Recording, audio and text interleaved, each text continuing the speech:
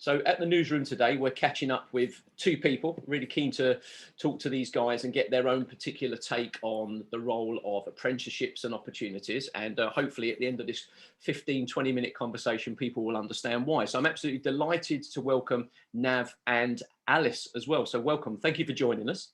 Thank you for having us. Thank you.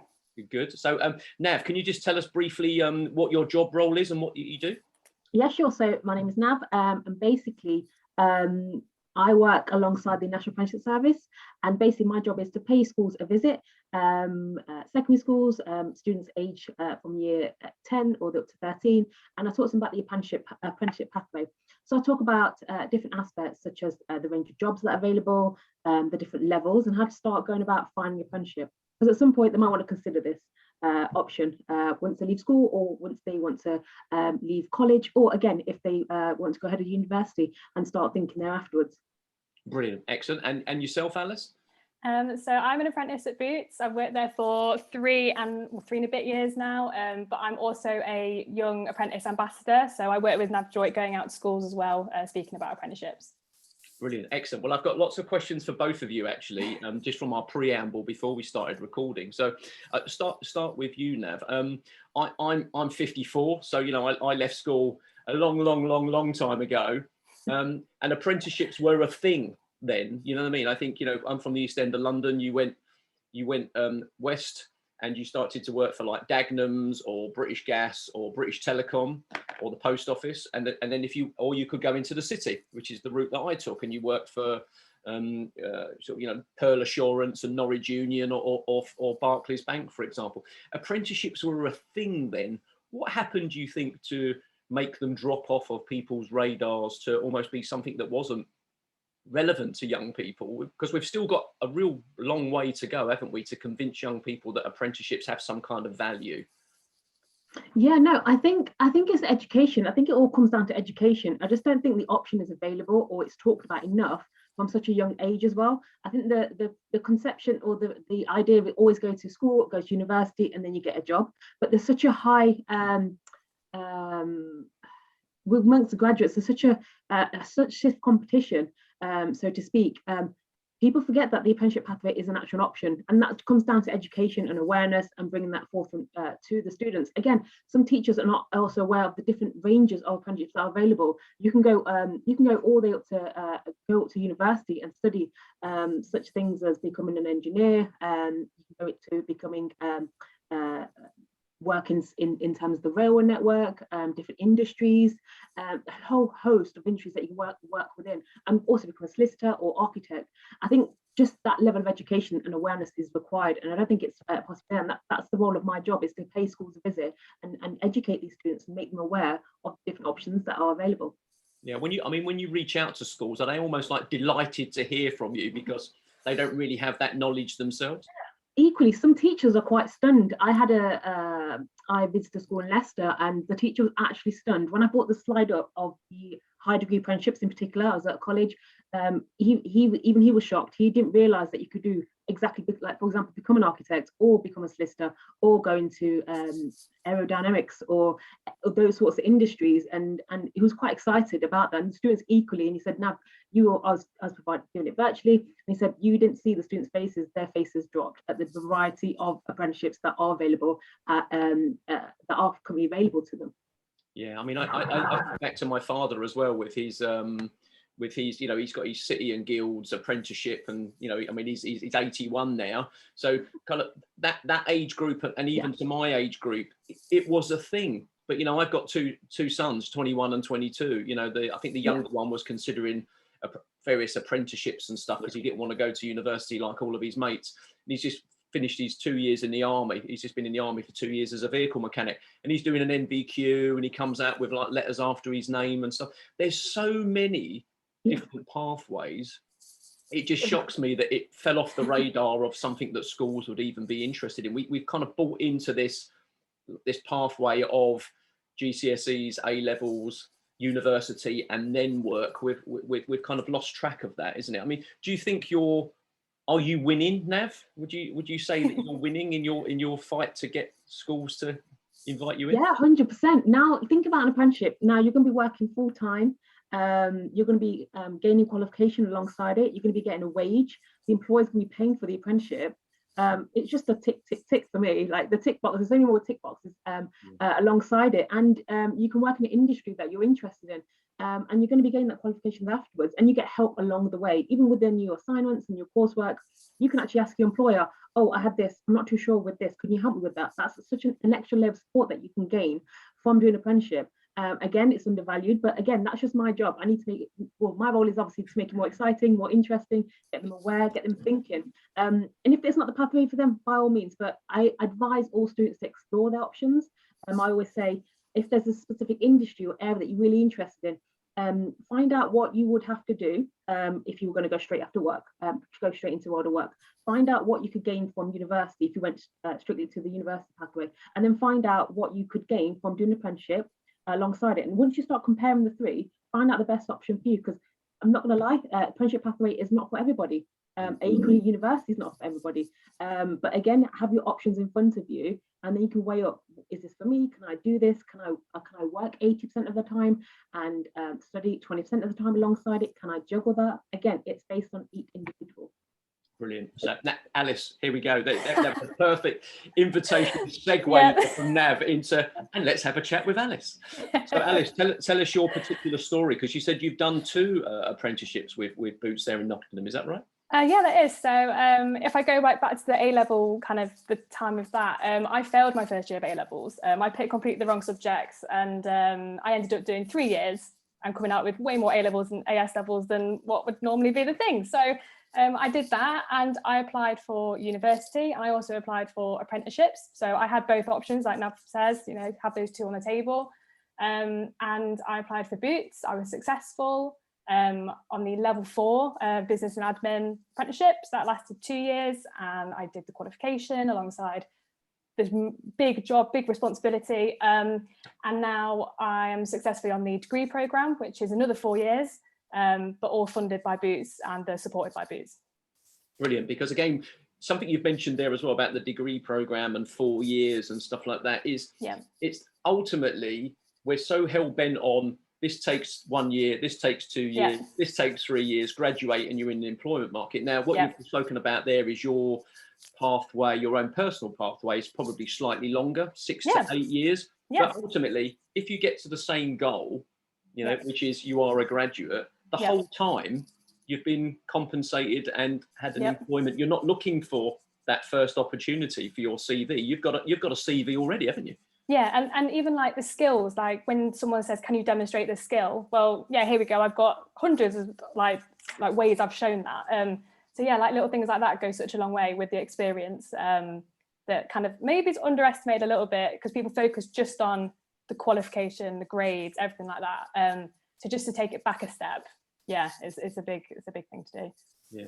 Now I teach at DMU on the 3rd year creative media entrepreneurship module. So I've got 40 odd students, and there's another 20 with one of my colleagues that are looking to either consider self-employment, you know, a side hustle is this year's a side hustle, being self-employed, but also I think running something alongside your full-time job, or even considering, for example, that you could be doing an apprenticeship and running your own little business on the side.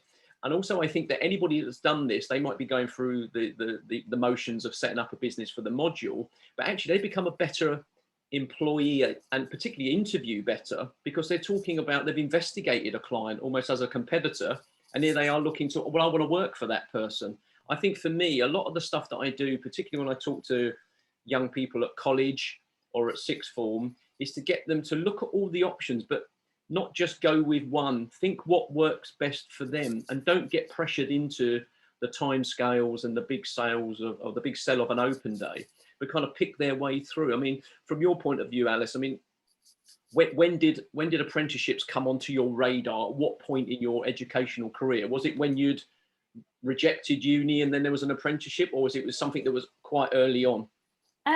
Well, for me, it was quite odd. In my school, which was fantastic, they had a map on the side and it had all the universities and all the little pinpoints of everyone that had gone. And I just asked the question, like, so where did everyone else go? like not everyone went on that map. So did everyone just drop off, or like where did they go?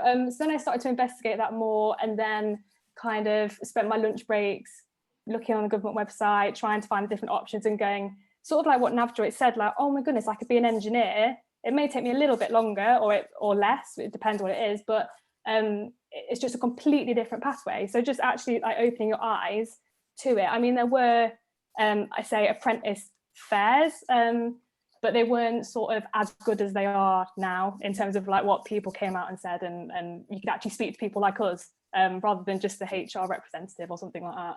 Do you know what? That's really one of the key things. Well, first of all, let's go back to what you were saying there. I think you demonstrated all the skills of being an investigative journalist. So if you ever decide to change into the media, I think that natural instincts of being nosy. Yeah. That was really good. I want to know why. But I think, this was one of the questions I was going to ask, and I think you've hit on the point now. So let's deal with that now. This sort of the person selling the apprenticeship to a young person that's interested has to be someone that they can relate to, age-wise, experience-wise, postcode-wise, you know, ethnicity, gender-wise, as opposed to someone that is in that role as a salesperson. And I think you've touched on that, really interesting, because when I go and support careers days, you have the army, God bless them. You know what I mean? You've got the army there. My son went off and bought into what they were selling to him. But then you've got sort of the prison service. You've got, you know, a big distributor. You've got sort of, you know, all these big organisations. There's so many other opportunities that exist. You're very lucky to have Boots, for example, and Caterpillar springs to mind. But there are so many other people that can offer opportunities as well, isn't there? Why did you pick Boots in the end? Partly it was 5 minutes down the road, so that's great. But also it was but also it was kind of I'd gone to the Nottingham-Trent University Careers Fair. I'd spoken to them there. I did their work inspiration program, which was 1 week in the summer holidays, just to see what it's like. But also Boots had such a massive range of apprenticeships to choose from. So it was like optometry to buying, trading, all the different ones. It seemed such a step to then actually go and see what else I wanted to do. It's kind of like a step in the door, and then like what else could I do from that point? Because it sounds like Boots had really kind of bought into that as well as an employer. It weren't just something else they added on. It was like they're committed to it. I mean, now from your point of view, when you're talking to young people, is that one of the main things, this kind of cornerstone employer type thing? Is that really important? Yeah, I do make them aware that there are large organisations that do offer apprenticeships. So companies such as Amazon, ASOS, BBC, ITV, Jaguar. There's a whole host of large organisations that do offer apprenticeship pathways. And I do tell students, look, go on their sites, look at their careers pages. If you don't see anything as of right now, keep checking, keep having a look, because it could be a time that they're not currently recruiting right now. As I mentioned, with apprenticeships, they don't run in line with the academic year. And what I mean by that is they can be available at any point, at any time. And as you mentioned, if you wanted to quit your job tomorrow, John, you could actually do so and go for apprenticeship. Equally with myself, there's no age limit or number on it, so to speak. So I tell students to be proactive. Equally, there are large organisations that do offer apprenticeships, but sometimes even your high street ones, your local ones closer to your home, have some brilliant schemes that can enable you to be fast-tracked and progress as well, and might even enable you to work in different departments as well. So keep your options open, as always. I mean, everyone likes options. Keep them open as much as possible, just to see, get a feel for what you kind of like. And equally, if a student's not too sure what kind of field they want to go into, what area, I always say don't focus so much on the job title. So, for example, a district nurse or a public health practitioner, focus on an area. So health. Have a look at different jobs that are available. Have a look on the NHS website. They have a whole host of vacancies available. Equally, with if you want to go into construction, there's so many different roles that you can go into. So you can go into engineering, go into design. Again, what I like to focus on is have a look around, do a bit of shopping, ask questions. Only by asking questions we get a better idea of what will be best for yourself, because no one knows you better than yourself at the end of the day. Absolutely. Preparation, isn't it? That personal preparation that you can do. Okay, so let's just finish off our interview now. like I said, we've done some really great work with Tracy Waterfield, with the City Council, with the Employment Hub, and also we've done like Hub 100 as well, like 100 apprenticeships and stuff. It's been really good, and it's great to be able to do this newsroom to really kind of kick off opportunities. And one of the things that we're really excited about, just down the road from us, is the Visit Leicester Centre is going to be revamped as a youth employment space for young people to come in, like an apprenticeship hub. I mean, from your point of view, Alice, do you think it would have been quite good to have somewhere that was high street based, that you could have gone in, or maybe looked in the window, used QR codes, looked at some things, but something that was real, not just online, because not everybody's comfortable going online. You're going in and having a conversation. Would that have been of value to you, do you think? Yeah, definitely. I'm totally a paper person. I like having all my stuff kind of like, this is an opportunity, and having them all out, and all that kind of stuff. And yeah, definitely being able to actually speak to someone. I did go to a career centre in the middle of Nottingham, and they weren't very helpful, and it wasn't kind of their fault, but I was asking so many questions. Like you say, I'm so nosy about all the different things, and they just couldn't answer those for me, because I was kind of asking about apprenticeships. They didn't really know how many they had in the area, all those different things. So yeah, having something that I could go in and speak to someone about, or QR codes and things like that, would be definitely a major help. That's great, isn't it? Because I just think when you've got a question, you always feel slightly embarrassed about, well, what if that's a silly question? I even have it now with my third year students, you know what I mean? There's no such thing as a silly question, because someone else will go, well, actually, I wanted to know that as well. So that's what we're excited about, being able to go in and meet someone whose job it is to know about apprenticeships in a broad sense, but then an opportunity to meet apprentices and say, what is it really like? You know what I mean? Tell me the reality of it, not the mainstream media peddled good or bad story about it, but what's the real thing? I mean, from your point of view, Nav, do you see something like that as being a very positive step? Yeah, 100%. That's why we have people like Alice, young apprentices that join us on our virtual, obviously currently everything's virtual, that hop along and talk about their journey. We allow obviously students to ask them questions. Equally, I like to say, no question is silly at all. You don't ask, you're never going to know at the end of the day. And you might as well just ask now, because someone's actually living and breathing and doing the job right now. And I think it's really valuable. Even teachers want to know, please do invite young apprentices alongside yourself, so they can get their perspective, a little bit older. So again, having someone the same age, having someone that's similar to them might be better able to connect with young adults. So we love it when people like Alice and young apprentices join us. It's invaluable insight. Brilliant. As I always say to my students, frequently asked questions are just a list of silly questions that people asked in the past, because they're the things that people really want to know about what's going on, doesn't it? So, I mean, Alice, what's the future? What's the future got for you? How far are you into your 4-year degree apprenticeship? So I'm in my 2nd year right now. I've got 1 year left, and then I become a chartered manager in my 4th year. So I'll have the CM like thing on the end of my name, that thing. But yeah, so I'm nearly there. But there's so many more opportunities. Like, I just moved into a new role, and this is my 4th role. So yeah, loads to do. I mean, just the experience that you've got beyond the educational side of it is incredible. I mean, do you see yourself going on and studying again? Is it something? Are you surprised by the amount of interest that you've been able to gain in yourself when it comes to engaging with paperwork and doing qualifications and stuff? Yeah, definitely. I mean, when I first started, I wouldn't speak to anyone. I was so quiet. I wanted to just be in my own little world and get on with something. So confidence, massively, that's a big thing that's changed in me. But yeah, definitely looking at even things like on Eventbrite and LinkedIn, there's so many different things that aren't just maybe a piece of paper, just experiences to go out. So kind of wanting to go see other warehouses in supply or anything like that, it just makes you want to learn more and go and do more things. Yeah, that's brilliant. Well, listen, congratulations on your being halfway through your apprenticeship. Sounds really exciting, and like I said, hope to meet you at some point here in Leicester, maybe down at the new youth hub. That'll be marvelous. So just final thing from yourself, Nav. I mean, for me, it always seems when I talk to my partner Tina, and we're talking to young people, I think adults have a responsibility to just use positive terminology and language when it comes to apprenticeships and other alternative ways of being able to gain qualifications. Is that one of your top takeaways as someone that goes into schools? Is it the language that adults use, do you think? Possibly. Equally, I just don't think there's awareness. I mean, we do host, one thing that that's been a really good uptake as well is parents events that we host in the evenings, just so they can help their child through their journey, just so they're aware of the options that are available and the number of resources that are available at their fingertips. That is one of the things that I enjoy, having these parents events and then being shocked and surprised at, oh, you could do, oh, didn't realise. And they sit down and have that conversation with their child. And again, it broadens up their horizons, and it's more easier to have that conversation once you have a bit of insight and knowledge as to the world of friendship. So equally, teachers play a massive role in aiding that, in getting these webinars and these face-to-face, hopefully, fingers crossed for the foreseeable future, running. So again, gaining better access throughout.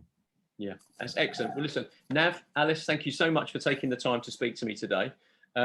Please stay in touch. It'd be great to talk to you at future newsrooms. I think we've got 4 planned over the next 12 months, and hopefully get to meet you at some point as well. Brilliant. Thank you so much. Thank you. Thank you.